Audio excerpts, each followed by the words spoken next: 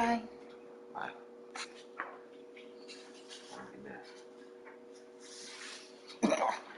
You too. Any hair on my butt? No. You sure? No, you don't.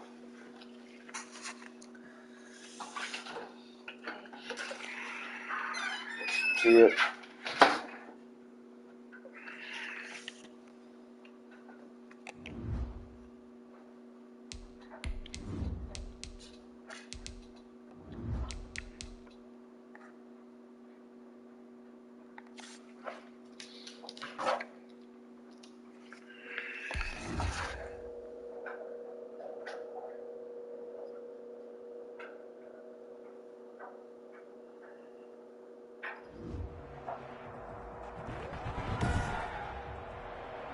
Today, from Empower Field at Mile High in Denver,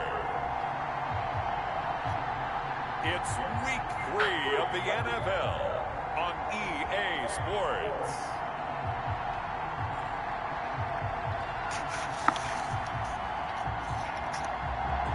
EA Sports coverage of the NFL has us at the foot of the Rockies, just west of downtown Denver at Empower Field at Mile High.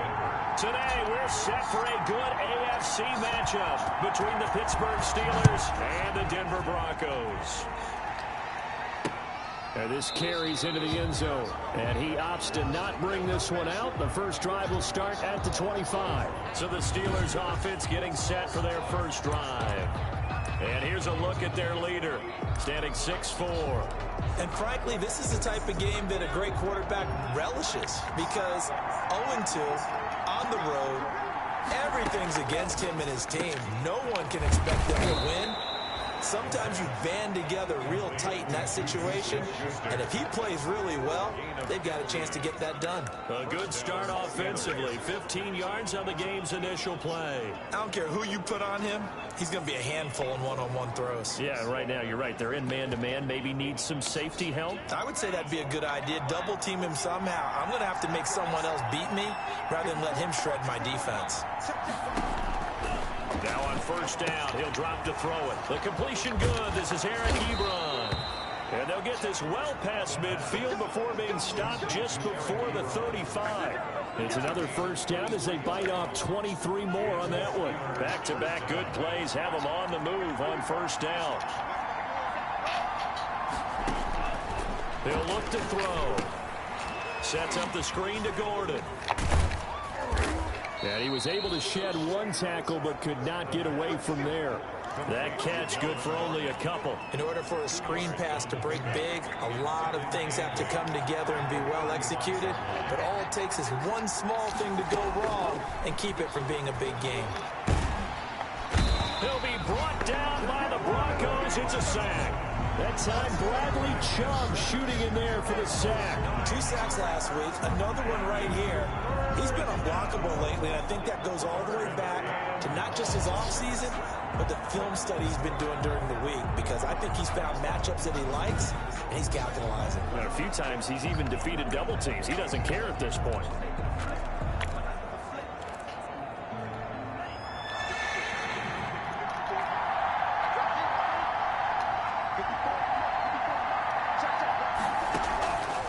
Out of the gun now on third down. He's going to drop this one down to Gordon. And he'll only get this to about the 35. Well short of the line to gain. A gain of 9, not enough, and it's fourth down. And a good sign for them right now to have their young quarterback looking confident on the opening drive. Now, we haven't met a young quarterback, a veteran, but it doesn't matter. We haven't met a quarterback yet that doesn't tell us he's confident about his abilities, right? That's true. But when you're young, it's really important to get off to a good start because it does build up that confidence. It allows him to play better as the game goes on. Especially crucial here on the road. They were probably hoping to get him a little bit closer for a shorter field goal, but he was able to get it done from deep. Nice little tester for him to begin things, huh? I think he was open for a little bit more of a chip shot. Instead, they made him stretch it out a little bit, but he's got to feel great now that he put it through the pipes.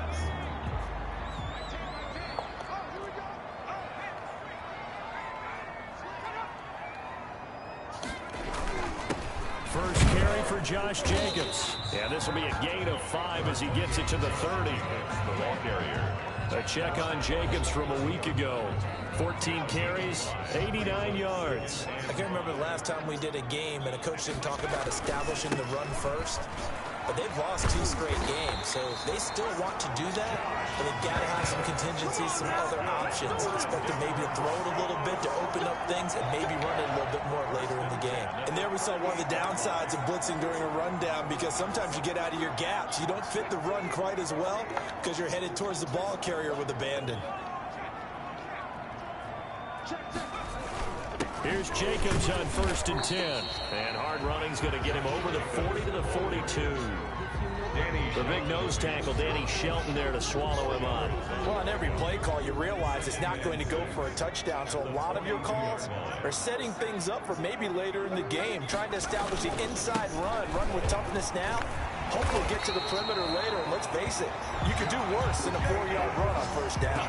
That one, a 1st down pickup of 8. You were telling me this yesterday. This is exactly what they want to do on the opening drive, establish the ground game. Yeah, remember our conversation? We were talking about what one of the GMs in the league has told me repeatedly. It's a big man's game, and it's not necessarily size. He's talking about playing some big boy football. Line up, get leverage, knock people back, and establish the run early.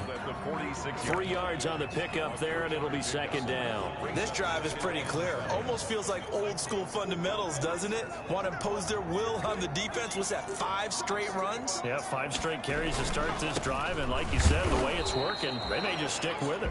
They'll get only a couple down to the 44. Even though he's a 4th rounder, I think he might have a chance to play and prove that, hey, I could have been taken higher in that draft. And we've seen so many times now, guys who go lower in the draft, undrafted free agents that become big-time players, Pro Bowl players, so you never know. 4th-round pick has a chance to be a really good player. They added a lot of talent to a roster that really needed an infusion of youth. They got a very good infusion of youth. And they didn't really reach to get anyone as well. They stuck to their draft philosophy, got the best players they could at the time they were drafting, and inserted them into their lineup. They'll run on 1st down. It's Jacobs. They'll get it to the 23-yard line. 8 yards on the pickup, and now they'll have some options on 2nd and short. It's a gain of 8. Brings up 2nd and 2. At the 23-yard line. They run it with Jacobs. And he'll be brought down inside the 20 at the 19. They'll get 3 as the drive continues. It's a 1st down. Well, they came into this game saying it was important that they set the tone and show that they can run the football. I believe that they've done that here in the 1st quarter.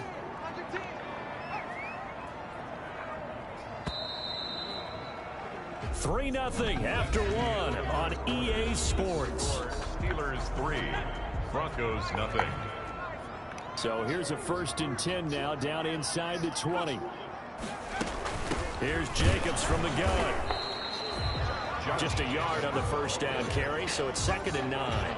Defensively, we always know that he is tough at run support, and I think the way that he gets there is he understands what an offense is going to do before the ball's even snapped.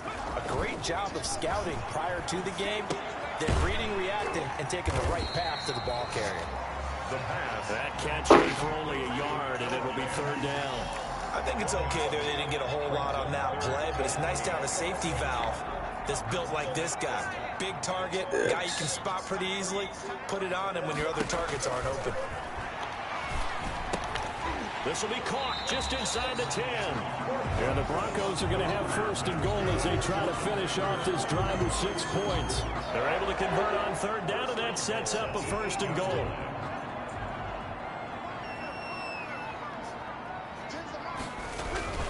Here's Jacobs. And the Broncos are going to have it 1st and goal as he'll take this down to about the 3.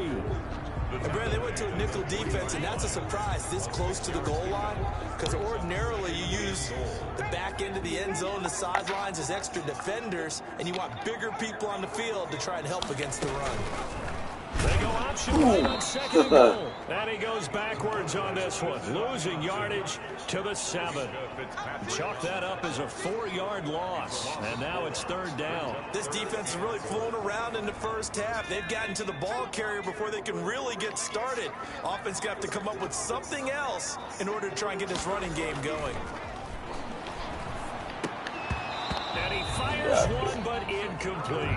Well, so a drive that spans all that time, and yet you may only come away with 3 points here. Well, your defense, all right, they actually like these long drives. They get to rest over on the sidelines for a while. But when you're not finishing with points in terms of touchdowns, that's frustrating. They've got to figure out how to close out these long drives and get sixes instead of threes.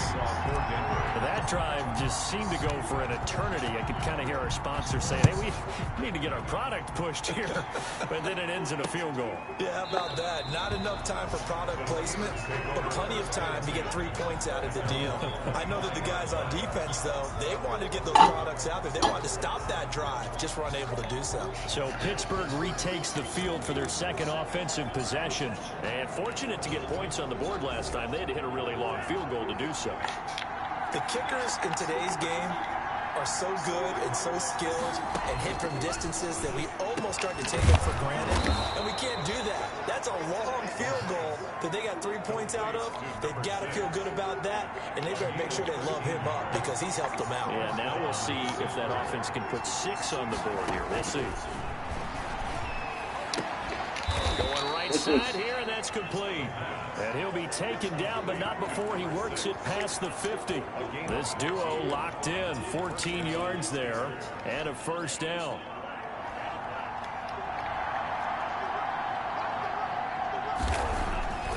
Back to throw here. He'll find Smith-Schuster. That's complete.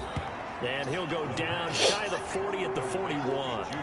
7 yards, the pickup on the pitch and catch. Fired that one in there, able to make connection on a nice in route. With those faster passes when they're going that fast, any hesitation as a quarterback that the deflection, if you miss, might be bigger and lead to an interception? Yeah, and the deflection works both ways. Maybe into heavy traffic, and it's intercepted. Picked off near the 32. And he'll take this across midfield and inside the 45.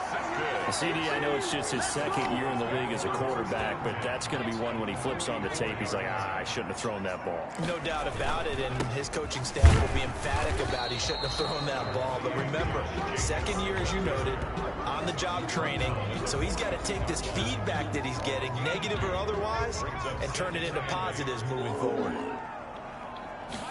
Here's 2nd and 8. And he rifles one incomplete. He was looking for Alberto Okuebunam was the target there, and it's 3rd down. Defensively, Charles, they continue to really limit this offense as far as yardage goes. Yeah, you're exactly right. They've been assignment sound, staying in their lanes, keeping proper leverage, and communicating well, too. And he's going to get this inside the 30. That one good for 13 and a Denver first down. 1st and 10 at the 29-yard line. Second quarter, 2 minutes to go. Tie ball game.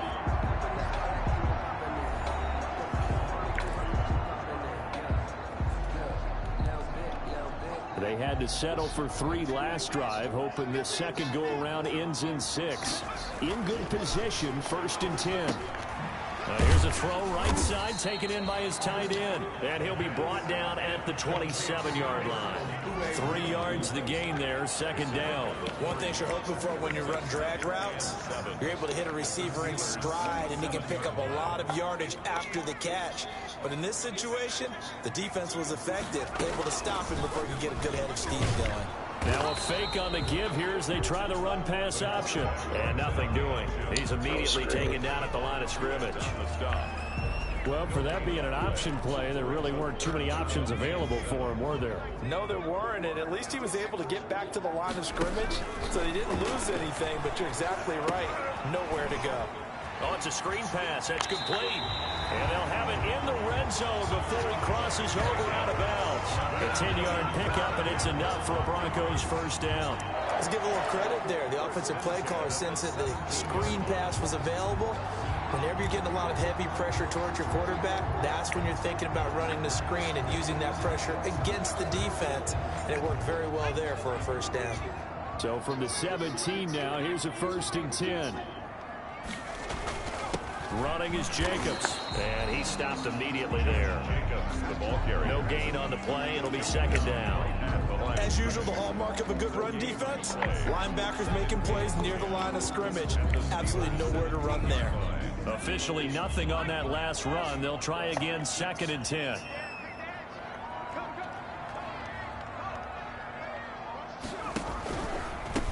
Now a handoff here to his running back. And he couldn't quite get there. Tackled down at the 1.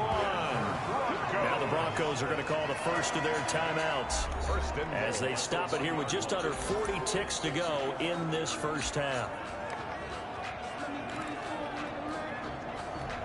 A kicker fest so far, all points via field goals. They're hoping to change that right here.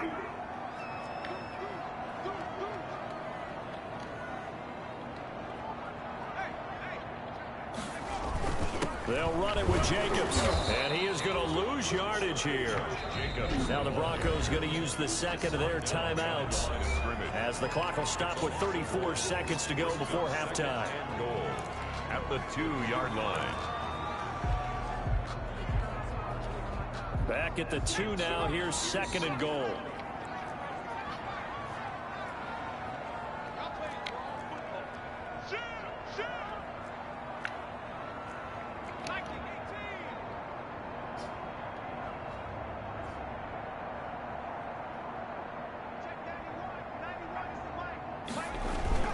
One more time with Jacobs. And he is into the end zone for a Denver touchdown.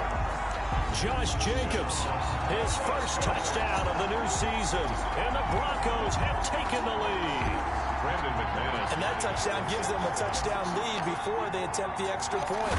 What a great way to end the half. Yeah, great job to put themselves in front. And now, see on the sideline, special teams defense scrambling, saying we want to preserve this for the final moments of this second quarter.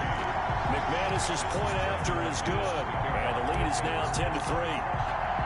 After the touchdown, here's McManus now to kick it away.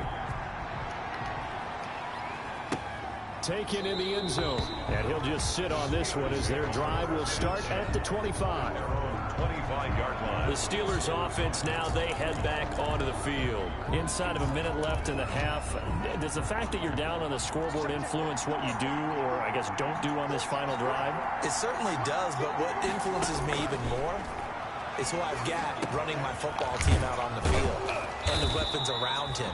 Can he make a play? Can he get into someone that we're going to trust to take care of the ball?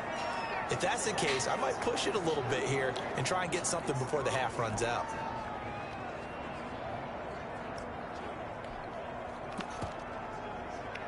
Here's a 2nd and 2 now from the 33.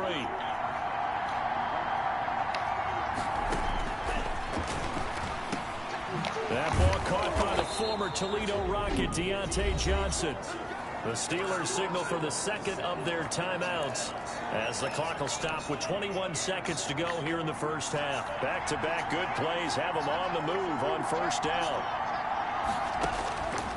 Now they'll throw here out of the gun. Open man completes it to Smith-Schuster. And he takes this one down almost all the way to the 30. Now a timeout signaled for, and they'll get it with 10 seconds to go before halftime.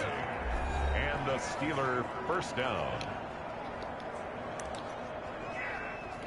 So even though it's first down, here's the field goal unit on now to try to get 3 before halftime. And now we'll get a late timeout as it comes in the waning moments of quarter number 2.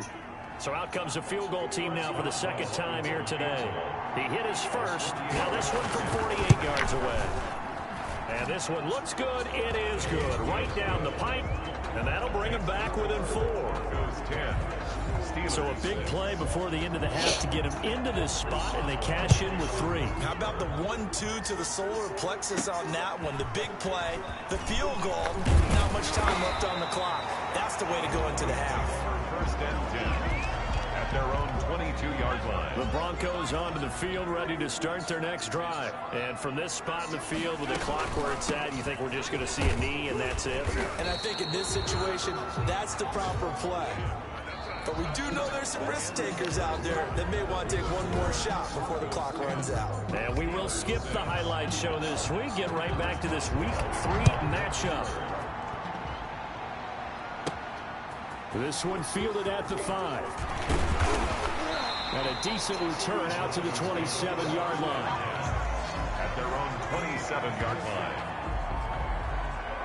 So here are the Broncos to take over on offense. They lost 2 straight coming in, but good news for them right now. They've got the lead and the football. On the ground, Jacobs will get the third quarter started. 2 yards on the pickup there. It'll be 2nd and 8. Certainly a nice job there by the defense rallying to the football and getting him on the ground, but I think the play gets made by the defensive front because if they can't get upfield, their job is to go ahead and get low, almost get into a ball sometimes, stack things up, and make it difficult for the runner to find a hole. It's a first down on a gain of 10. 1st and 10 at the 39-yard line. Now a carry for Jacobs, and able to get a couple as he's across the 40 to the 41. Well, any lane that might have been open there was closed pretty quickly, and that was because the defensive front, they won that battle at the point of attack at the line of scrimmage. They used great leverage, held their spot, and stacked him up. Number 25. Well, you certainly have to give a little credit here because they're playing this game now at their pace. This is ball control football, sustained runs, taking their time, and making it work. So he fought off the tackle, and that effort gives him the first before he's brought down. They're able to convert with a gain of 4. And Brandon, you know that expression? He just does what he does. It sounds trite, doesn't it? But in this case, it's perfectly apt. This is one of the better runners in the NFL, and all he does is just find avenues, find ways to pick up key first downs and big runs.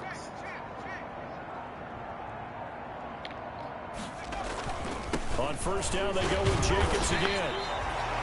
Give him 5 on the carry there, and it'll be 2nd down. Brandon, 5 yards on that run. Let's get back to the huddle and make sure if you're a back, you spend time with your offensive line and give them credit. Hard to move those 300-plus pounders at the line of scrimmage, and they did for a significant chunk of yardage. And he's dropped just before the line to gain. 4-yard pickup leaves him with 3rd and 1. Trying to keep the drive going here. This is play number 7 on 3rd and 2. Trying to run for it with Jacobs. And he's got the first before he's brought down at the 39-yard line. 3rd and 2, right? So this is a situation where low man has got to win at the line of scrimmage, but it's not just the low man winning. It's the low man who's winning with some force, and they had that to pick up the first down. Barely picking it up, but they did. And brought down, but not before they're inside the 25. 17 yards for the Broncos there as they've got themselves a first down. But one of the ways the quarterbacks keep all the receivers alive in a play, never lock in on any one guy. Make sure you keep your eyes moving, scan the field.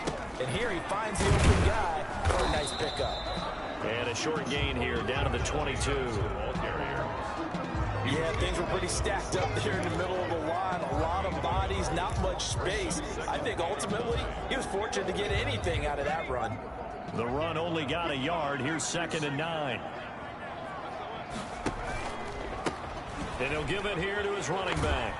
And he's taken down after a gain of 3 as they move it from the 22 to the 19. Brandon, all things considered, they have to feel pretty good about getting that type of a gain considering the blitz that they just had against them. On 3rd down, he'll drop to throw. That's going to be caught by Judy. But he will have the first down before he's tackled at the 12. Well, they've had a great, impressive drive going here, and that pickup ensures the drive continues. And not only do you continue the drive, which is demoralizing for the guys on the defense side of the ball right now, but you make your own defense happy. They're able to get a little more rest over on the sidelines while this one continues downfield. And the Broncos are going to be set up with a 1st and goal on a pass play that moves them all the way down to the 1. Back-to-back receptions for him, and it's another first down.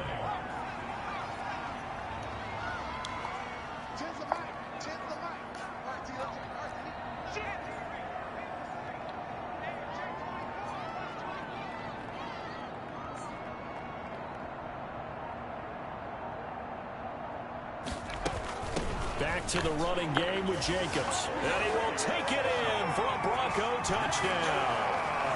Josh Jacobs, his second touchdown of the afternoon. And the Broncos push further out in front.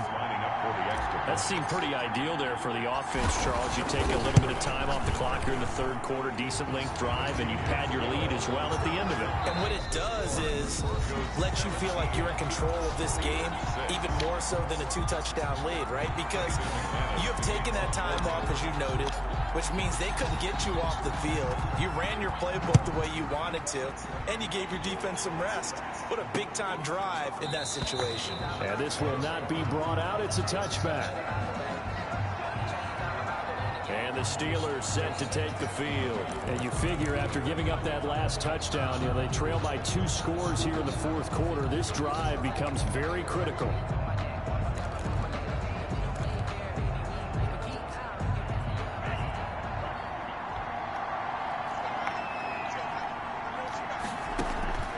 They'll come out throwing here on first down. Completing it to the right side, Johnson.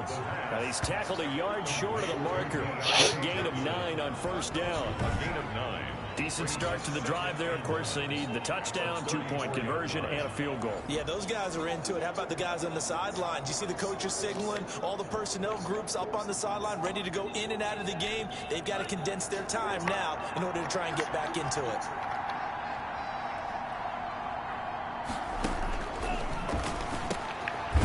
Throw here on second down, and that's complete. And he'll bring it up here to right at the 40-yard line.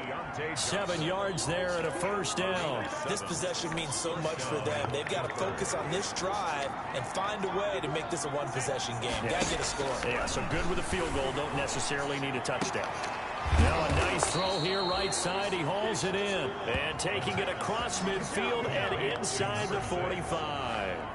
The Steelers able to pick up 18 yards there. All right, this is the time of the game where they're down a couple of scores, and they've really got to get some yards in chunks, and they know the defense doesn't want to give those up, but they've got to find a way to take them anyway. Now the question is, can they string a few of those together? A throw over the middle taken in, and he's going to get this inside the 30. Another nice gain, 16 yards there, and a first down again. First down.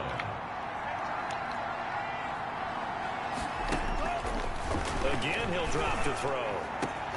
That's going to be caught. And he's going to take it in for a Steeler touchdown.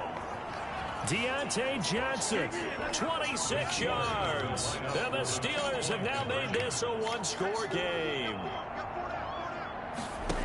A nice throw there by the second-year quarterback. And I don't believe that was the kind of play he would have made as a rookie, because usually your rookie season is a continuation of your college days. A lot of one read, and if you don't have it, you just take off and go.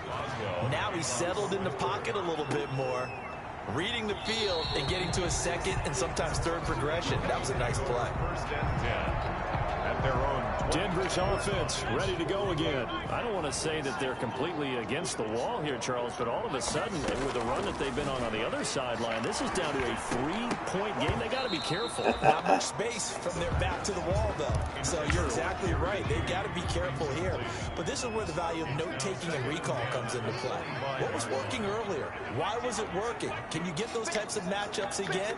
And can you run those plays that get you a little bit more breathing room and a little bit of space? And he's upended after a gain of 2 out to the 27. Well, that's a good start to this drive on the defensive side of the ball. Forcing completion on first down.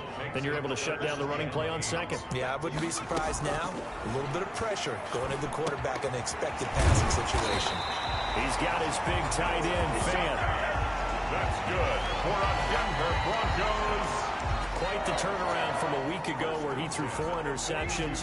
He hasn't had an interception this game, and he told us during the week, my goal, goose egg. He's achieving that so far. And what we're seeing is a guy that you can win with, right? Because anyone who can make that type of an adjustment and shake off a really horrendous week the week before and come back and play mistake-free football to this point, yeah, that's a guy I want to play with, that's for sure. At the 44-yard line. They'll stay on the ground with Jacobs. And he'll get this one across midfield and down into Steeler territory. Good work to pick up 7 yards there. That gets him into a 3rd and 1 situation. Brings up 3rd and 1. They will run out of the gun with Jacobs. Oh, no, he lost the football.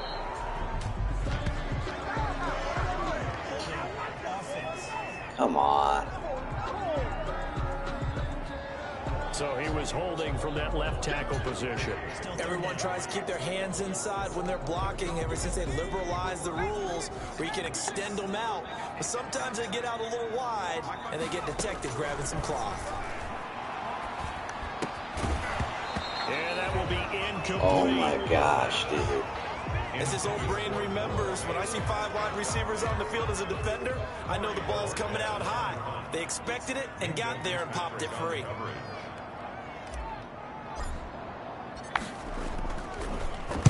Only 2 punts for him last week in the loss as he gets this one away. Johnson on the return. And he'll have this past the 30 prior to going out of bounds. 13 yards the tally on the return there. And the Steelers will go on offense here, 1st and 10. And Pittsburgh getting set to take the field. Their defense accomplished step 1 of the mission. They forced the punt. Now they'll look to erase that deficit and take a 4th quarter lead.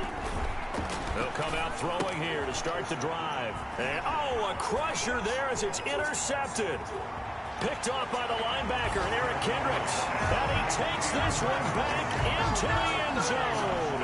And the Bronco defense has a touchdown. It goes without saying, but I'm going to say it anyway. That's a ball he would like to have back, and it lands right in the lap of the defender from there. He doesn't have very far to go before he gets to the end zone, and he got there in a hurry. And his guys will take a 10-point lead. So the defense creating some points, not only getting the interception, but then returning it to the end zone for the pick 6. Brandon McManus to kick off for Denver. So they'll get another shot on offense following that pick 6. And now the kick is away. Now this will make it into the end zone. And it'll come out to the 25 as he will not attempt a return. So now the Steelers down 24-14. 2:24 to go. And they're in danger of a 3rd straight loss as they come up on 1st and 10. Now the pass finally gets way into the hands of Eric Ebron. That'll be a pickup of 10 as they try to recover from this 10-point deficit. He's been quiet today in the passing game, just his 2nd catch. Yeah, and people have to come up with schemes to limit him. And what a lot of teams do, they'll double him, use a linebacker underneath, a safety over the top. Sometimes they'll just take a corner, maybe their 3rd corner if he's a bigger guy, and put him on a man-to-man to try and limit his touches. Just keep mixing it up, give him different angles, different looks, like a good boxer does. There's a throw over the middle. It's taken in by his tight end. And he'll get up near the 45. They'll spot it at the 44. 9 yards to pick up there, and it's a 1st down. To the right side to Eric Ebron. That catch good for only a couple. That was a route run not just with dexterity, but with intelligence. Found the hole in the zone, made sure the quarterback saw him, and was able to make the sure catch and flip the down marker back to 1. Now left side, a completion to his tight end. Now the Steelers use the 1st of their 3 timeouts as they'll talk it over here before what will be an important 3rd down.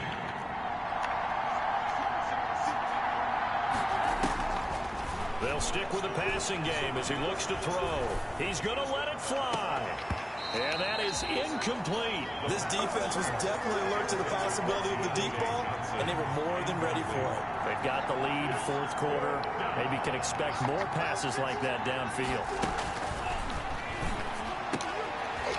Now they go for it on 4th, but this one is going to wind up incomplete. They had to go for it with such little time remaining, and the Broncos are going to get the football back in great field position.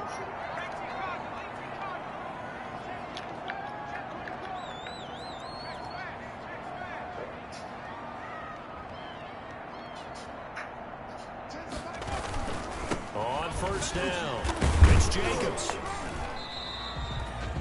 Now the Steelers use the 2nd of their 3 timeouts as they'll head to the sideline and talk over what to do next.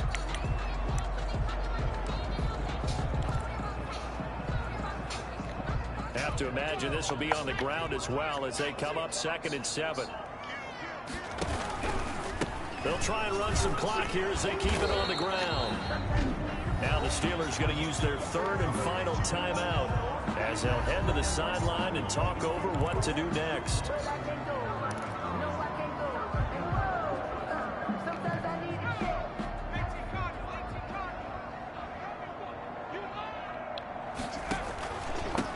Going to give this time to the tailback. And he will have a Broncos first down as they're able to convert, albeit not by much, on 3rd and a yard. It's a pickup of 2, and that's good enough to just about right a finish to this one. So here's a 1st and 10 at the 38.